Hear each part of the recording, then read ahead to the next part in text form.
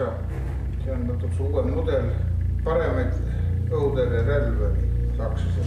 Teenetas 5 meest, 220 asku minutis ja selleks koolitati eriti noorte seast.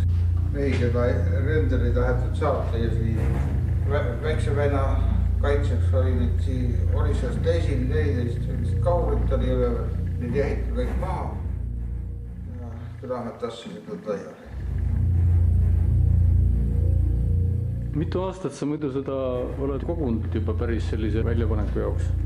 Algas Vendel Matist 15 aastat tagasi. Ja nüüd ei ole mul endal kuskilt otsida. Kõlarahvast toob palju. See muidu kohustab seda, et ühtegi teselt ei saa müüa, jääb kõik puusime.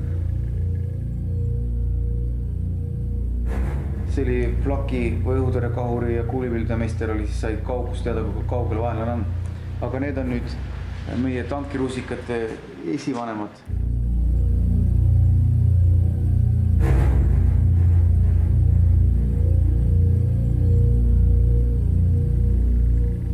See on nüüd Vene sõjaväe omad. Lõikasid puruks vaata enam kui ära läksid.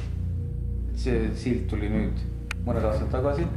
Maa sellest välja kaablikraavi kaevamisega ja see peaks olema Kuressaare julgeolekumaja seinal olnud silt.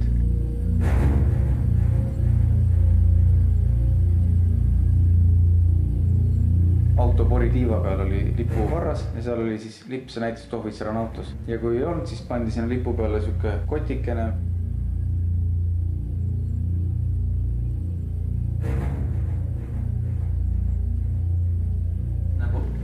Siin on nõel laagrite peal ja kummipadjad on vahetatavad. Ei kulunud see metall ära, vaid kulus see kumm ära ja kumm oli saklasel odavam toota kui metall. Metalli nendel ei olnud nii palju.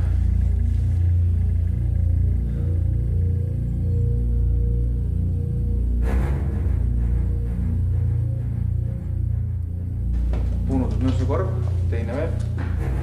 Ehititi ka, ma ei tea, 100 000. Ühel külamehel olid ka need korvid, ütles, et on Ameerika veinikorvid, siis sai endale ka ühe. Tema ei teadnud, et on mürsukorvid, et nii hästi tehtud õppid. Transpordi pärast ka need läksid kõik üksteise sisse. Kõik on tapitud sisse. Väga peen töö.